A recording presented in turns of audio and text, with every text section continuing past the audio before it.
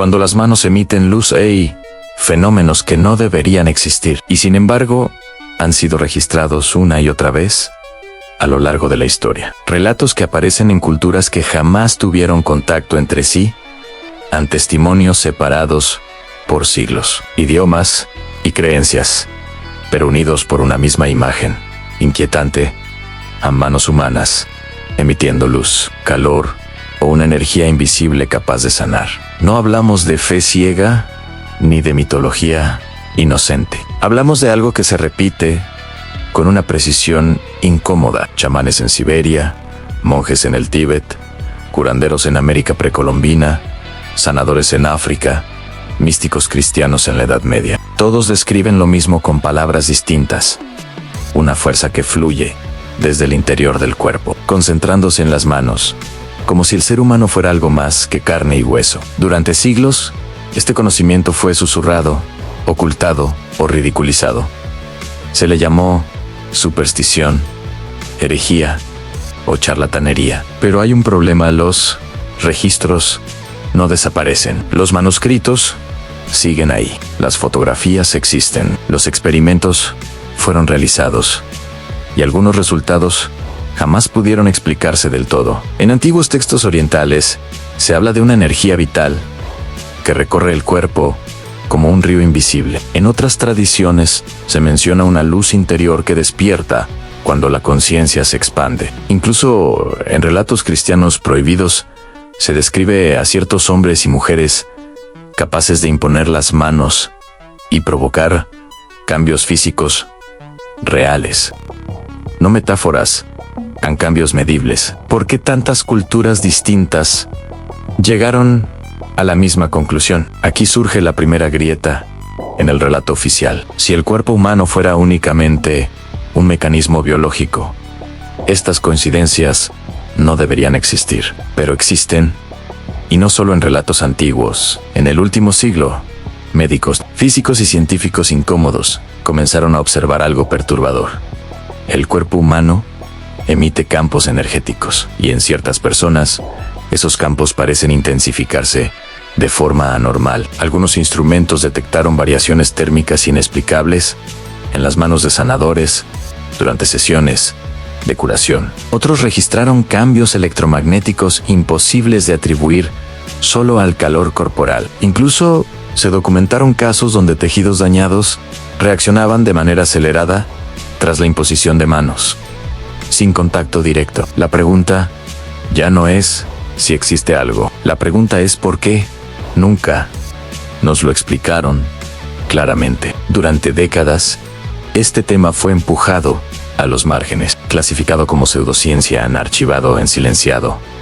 Pero curiosamente, muchas de estas investigaciones no fueron descartadas por errores, sino por resultar demasiado disruptivas. Aceptarlas implicaría admitir algo peligroso, aunque el ser humano posee capacidades latentes que no dependen de máquinas, fármacos ni intermediarios. Imagina lo que significaría aceptar que tus manos no solo tocan, sino que emiten, que dentro de ti existe un campo invisible capaz de influir en la materia viva, que la sanación no siempre viene de afuera, sino de una fuente interna que aprendimos a ignorar. Este no es un video sobre promesas fáciles, ni milagros instantáneos. Es una exploración de archivos olvidados, experimentos censurados y testimonios que jamás encajaron en el modelo oficial. Porque cuando algo no puede ser controlado, suele ser desacreditado.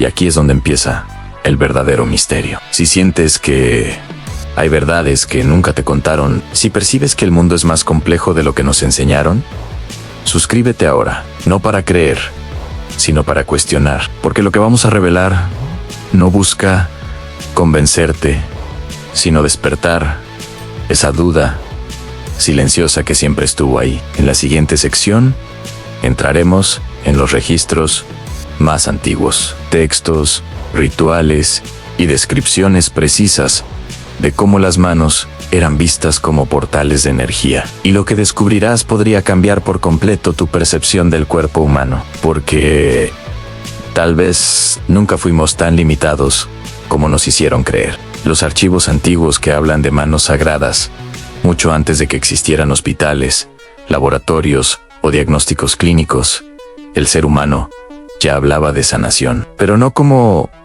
la entendemos hoy. En los registros más antiguos de la humanidad aparece una idea inquietante y persistente. Las manos no solo servían para trabajar o protegerse, sino para canalizar una fuerza invisible. En tablillas sumerias, consideradas uno de los primeros intentos de escritura humana, se describe a sacerdotes capaces de restaurar el equilibrio del cuerpo, colocando sus manos sobre los enfermos, mientras recitaban fórmulas que no invocaban dioses externos, sino una energía que fluía a través del propio cuerpo del sanador. No se hablaba de magia, sino de alineación, de flujo, de algo que debía ser guiado, no creado. En el antiguo Egipto, los templos de sanación no estaban diseñados solo para la oración, eran auténticos centros energéticos. Las paredes muestran figuras humanas con las manos extendidas, de las cuales salen líneas ondulantes dirigidas hacia otros cuerpos. Los jeroglíficos no las describen como símbolos, sino como emanaciones vivas. Para los egipcios, la energía vital no era abstracta, era tan real como la sangre. Los sacerdotes del templo de Sekhmet, diosa asociada tanto a la destrucción como a la curación, eran entrenados durante años para aprender a sentir esa fuerza en sus manos. Los textos describen que, al alcanzar cierto nivel de dominio interior, las palmas comenzaban a calentarse, a vibrar, incluso a emitir una luz tenue en espacios oscuros, no como un milagro espectacular, sino como un fenómeno natural del cuerpo entrenado. En la India antigua, los Vedas y los Upanishads hablan del prana, la energía que anima toda forma de vida. Pero hay un detalle que suele omitirse: las manos eran consideradas los principales puntos de salida del prana consciente. Los mudras, esos gestos rituales que hoy muchos ven como simples posiciones simbólicas, eran en realidad mapas energéticos. Cada dedo representaba un canal, cada palma una puerta. Lo mismo ocurre en la tradición china. Miles de años antes de la acupuntura moderna, los textos del Huangdi Nijing describían cómo ciertos individuos podían emitir el ki a través de las manos para desbloquear órganos y restaurar el equilibrio interno. No todos podían hacerlo, solo aquellos que habían entrenado su respiración, su atención y su mente durante décadas. Ahora viene la parte incómoda. En los textos cristianos primitivos, especialmente en evangelios que no llegaron a formar parte del canon oficial, se habla abiertamente de la imposición de manos como un acto de transferencia real, no simbólica. El evangelio de Tomás, el de María Magdalena y otros textos considerados peligrosos describen a Jesús no como un intermediario exclusivo, sino como alguien que recordó una capacidad olvidada. Él no otorgaba poder, despertaba algo que ya estaba ahí. Por esa razón, muchos de estos textos fueron eliminados. La idea de que cualquier ser humano pudiera acceder a una fuerza sanadora interna era demasiado subversiva. Rompía la jerarquía, eliminaba la dependencia. Y eso era inaceptable. En América precolombina, los pueblos mayas, aztecas e incas hablaban del calor sagrado que emanaba de los curanderos durante rituales de sanación. Se decía que sus manos ardían sin quemar, que al colocarlas sobre el cuerpo, el dolor se movía, se desplazaba, como si algo invisible estuviera siendo guiado fuera del organismo. Lo inquietante no es que estas culturas creyeran en ello. Lo inquietante es que todas describen los mismos efectos físicos en calor, hormigueo, vibración, sensación de corriente, alivio inmediato o progresivo, las mismas palabras, los mismos síntomas, sin contacto entre ellas. Demasiadas coincidencias para ser casualidad. Estos conocimientos no se perdieron por accidente. Fueron desplazados por un modelo que solo acepta lo que puede medirse fácilmente. Pero incluso así, ciertos manuscritos sobrevivieron, escondidos en bibliotecas privadas, archivos religiosos cerrados, colecciones que no aparecen en catálogos públicos, y cada uno repite la misma advertencia. La energía no se crea, se canaliza, y las manos son uno de sus principales conductos. Si todo esto fuera solo mitología, ¿Por qué tantos sistemas modernos intentaron borrar o ridiculizar estas prácticas en lugar de simplemente ignorarlas? En la siguiente sección, nos adentraremos en el siglo XX, en los experimentos reales, los médicos y científicos que se atrevieron a medir lo que no debía existir. Y lo que descubrieron fue tan perturbador que muchos perdieron credibilidad, financiamiento o algo más. Si este conocimiento resuena contigo, si sientes que hay algo antiguo despertando mientras escuchas, deja un comentario, no para decir que crees, sino para dejar constancia de que estás cuestionando, porque una vez que miras estas evidencias, ya no puedes volver a ver tus manos de la misma forma. Los experimentos prohibidos y la ciencia que miró demasiado lejos durante gran parte del siglo XX. La ciencia oficial se construyó sobre una promesa clara. Tan solo es real aquello que puede medirse. Todo lo demás debía ser descartado. Sin embargo, en laboratorios discretos, lejos de los focos académicos, algunos investigadores comenzaron a notar algo que no encajaba. El cuerpo humano producía efectos que no podían explicarse únicamente por procesos químicos. En la década de los años 30, un científico ruso llamado Semyon Kirlian descubrió por accidente que ciertos objetos, incluidos los seres vivos, emitían una especie de resplandor cuando eran sometidos a un campo eléctrico de alto voltaje. Lo inquietante no fue el fenómeno en sí, sino lo que apareció cuando colocó las manos humanas sobre la placa fotográfica. El contorno luminoso variaba según el estado emocional, la salud y, de forma aún más extraña, la intención de la persona. Cuando sanadores entrenados participaban en estos experimentos, el resplandor alrededor de sus manos aumentaba de forma anómala, no de manera constante, sino cuando concentraban su atención en curar. La ciencia lo llamó descarga coronaria, un nombre elegante para evitar una conclusión incómoda a la conciencia. Parecía influir en el campo energético del cuerpo. En los años posteriores, otros investigadores intentaron replicar los resultados. Algunos lo lograron, otros no. Pero los que sí lo hicieron notaron patrones inquietantes durante sesiones de imposición de manos. Las palmas de ciertos individuos mostraban incrementos térmicos imposibles de justificar solo con la circulación sanguínea. En algunos casos, la temperatura subía varios grados en segundos, sin que el resto del cuerpo se viera afectado. Más perturbador aún fue lo que ocurrió en hospitales experimentales, donde se permitió la observación de sanadores energéticos junto a pacientes reales. En tejidos dañados, se registraron procesos de regeneración acelerada. No milagros instantáneos, pero sí cambios estadísticamente improbables. Cuando estos resultados comenzaron a circular, las puertas se cerraron. Los proyectos perdieron financiamiento. Los informes quedaron archivados. Los investigadores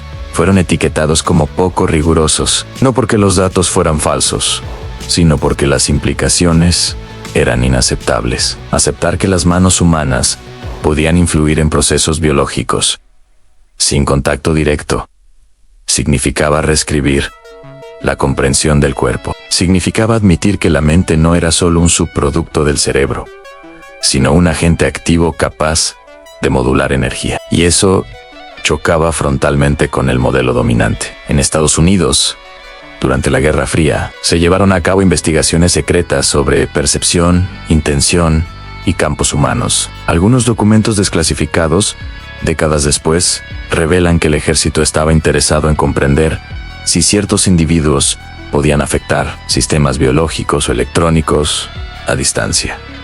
Las manos, curiosamente, eran siempre el foco principal, no porque fueran mágicas, sino porque parecían actuar como amplificadores naturales. En Japón, médicos que estudiaban prácticas tradicionales observaron que maestros de sanación podían inducir estados de relajación profunda en pacientes sin tocarlos. Los electroencefalogramas mostraban cambios sincronizados entre el sanador y el receptor, como si dos sistemas entraran en resonancia. La palabra resonancia empezó a aparecer en informes que jamás llegaron a libros de texto. Cada vez que alguien intentaba explicar estos fenómenos desde un enfoque puramente material, algo no cuadraba. Los resultados dependían menos de la técnica y más del estado interno del sanador.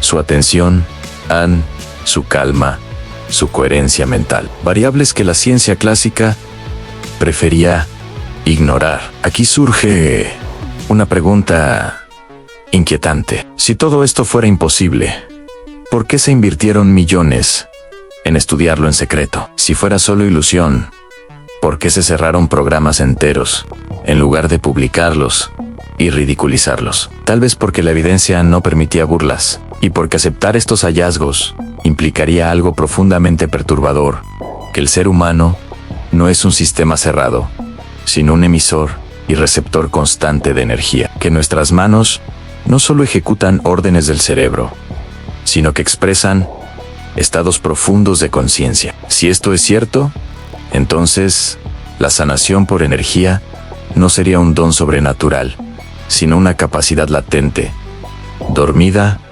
en la mayoría, activa en unos pocos, y eso cambia todo. Si este tema te inquieta, si algo dentro de ti siente que estas piezas empiezan a encajar, suscríbete, no para seguir un canal, sino para seguir una pregunta que ya no te dejará en paz. En la siguiente sección, hablaremos de lo que casi nadie menciona: a los riesgos, los límites y las advertencias que acompañan a la sanación energética, porque no todo lo que despierta es benigno, y no todas las manos deberían abrirse a lo que no comprenden. Las advertencias ocultas y el precio de tocar lo invisible hasta ahora.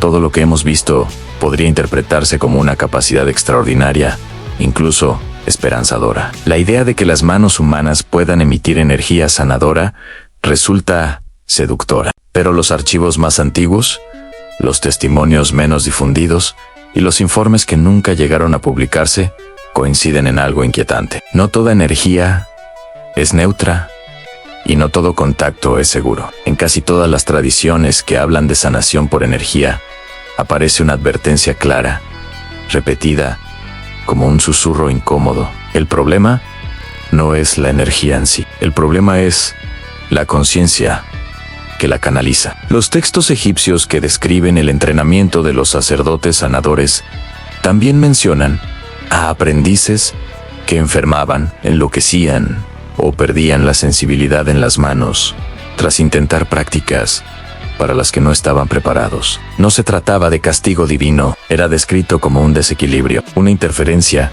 entre campos que el cuerpo no sabía gestionar. En manuscritos tibetanos antiguos, resguardados durante siglos en monasterios aislados, se habla del fuego interno que despierta en las manos cuando la mente alcanza cierto nivel de quietud. Pero estos textos insisten en algo perturbador en sí. La mente no está estable.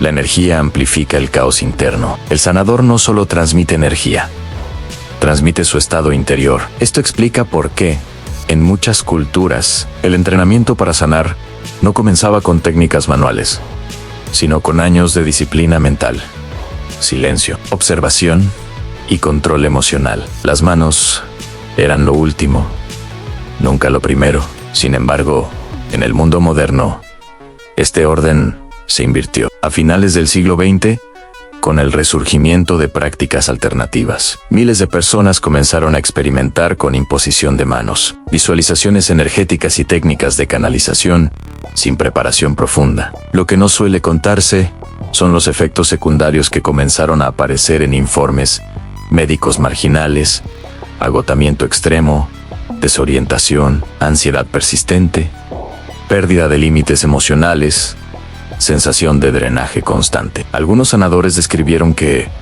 tras ciertas sesiones, sentían que algo no se había ido, como si una parte del malestar del otro se hubiera quedado adherida a sus manos, a su cuerpo, a su campo, no como sugestión, sino como una sensación física persistente. Estos testimonios fueron descartados públicamente, pero en archivos privados aparecen patrones claros. El contacto energético no es un acto unilateral, es una interacción. En estudios realizados en hospitales experimentales, se observó que sanadores con alta empatía emocional tendían a absorber más alteraciones fisiológicas del paciente, no porque fueran débiles, sino porque no sabían cerrar el circuito. Las manos abrían el flujo, pero la mente no lo sellaba. Aquí aparece una palabra que rara vez se menciona en discursos optimistas: contaminación energética. No en un sentido místico simplista, sino como interferencia de campos biológicos. Del mismo modo que dos sistemas eléctricos mal aislados pueden dañarse mutuamente. Dos campos humanos en desequilibrio pueden generar efectos imprevisibles. Algunos científicos que estudiaron estos fenómenos comenzaron a sospechar que las manos funcionaban como antenas bidireccionales.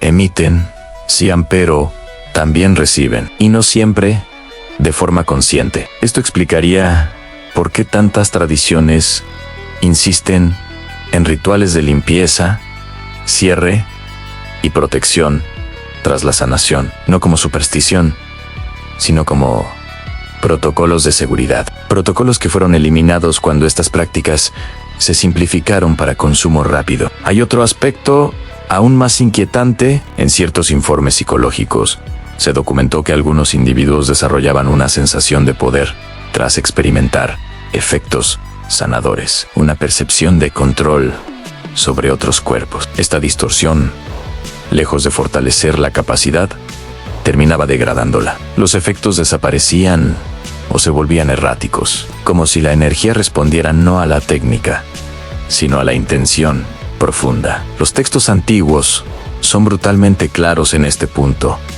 La energía no obedece al ego. Intentar usarla desde la necesidad de control genera desequilibrio, y ese desequilibrio siempre cobra un precio. Por esta razón, en muchas culturas, los sanadores auténticos no se ofrecían voluntariamente, eran llamados, elegidos por su carácter, no por su ambición. Y cuando alguien buscaba el poder antes que el equilibrio, era apartado. Esto nos lleva a una pregunta incómoda. Si la sanación por energía es real, ¿por qué se popularizó sin sus advertencias más importantes? Tal vez porque advertir sobre riesgos no vende. Tal vez porque aceptar límites rompe la narrativa del acceso inmediato al poder. O tal vez porque algunos conocimientos siempre fueron considerados peligrosos para las masas. No todo lo que despierta debe usarse sin comprensión. No todo lo que puede abrirse debe permanecer abierto.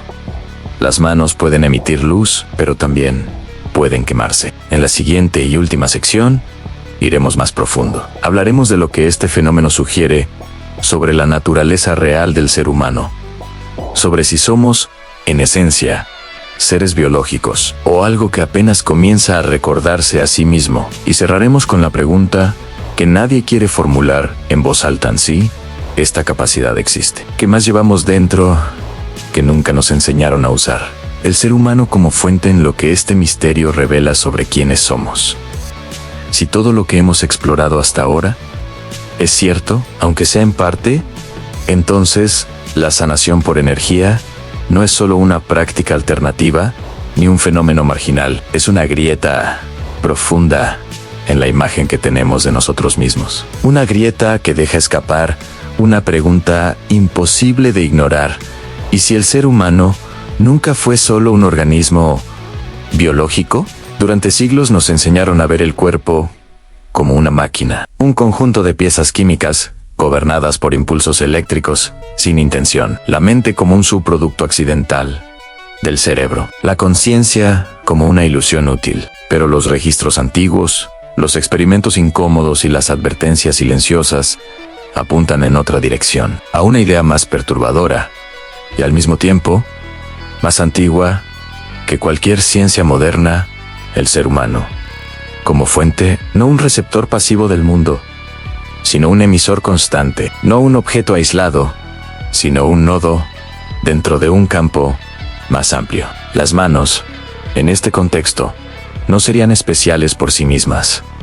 Serían puntos de concentración, lugares donde el flujo interno se vuelve perceptible, donde la intención, la emoción y la atención convergen y se expresan hacia afuera. Por eso aparecen en todas las culturas. Por eso siempre fueron consideradas sagradas, no por simbolismo, sino por función. Si aceptamos esta posibilidad, Muchas piezas encajan de forma inquietante. La necesidad de disciplina mental antes de sanar.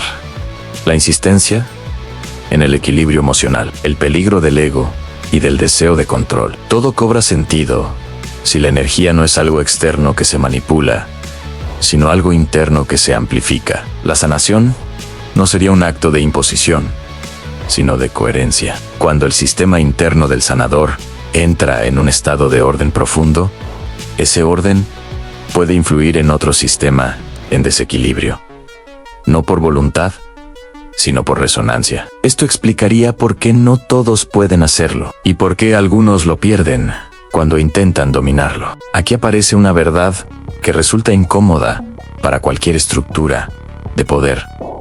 No se puede vender ni monopolizar lo que depende del estado interior. No hay aparato que sustituya la coherencia.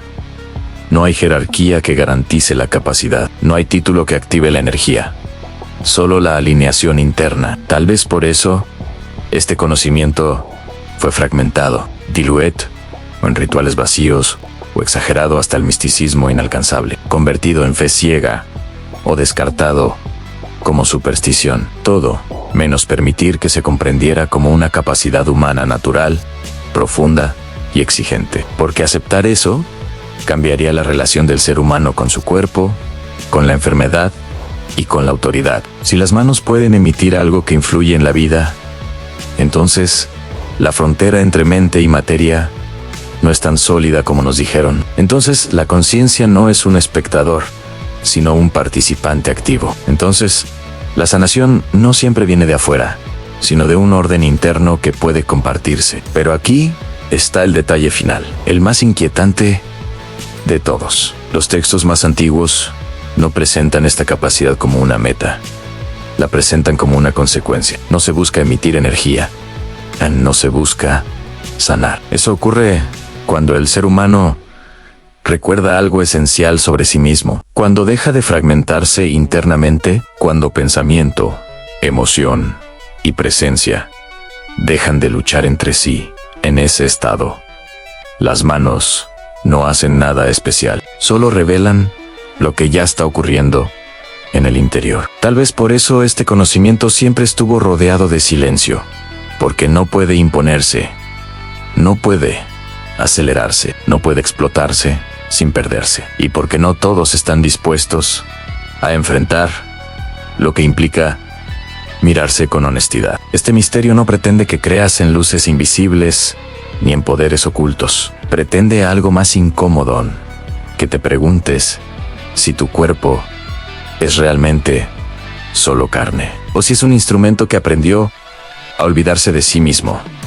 Mira tus manos no como herramientas, no como símbolos. Míralas como lo que podrían ser si todo esto fuera cierto. Si sientes que algo dentro de ti se movió mientras escuchabas este relato, si una duda silenciosa comenzó a tomar forma, suscríbete, no para seguir un canal, sino para seguir explorando esas preguntas que no tienen respuestas fáciles. Porque lo que acabas de escuchar no busca que creas, sino que recuerdes.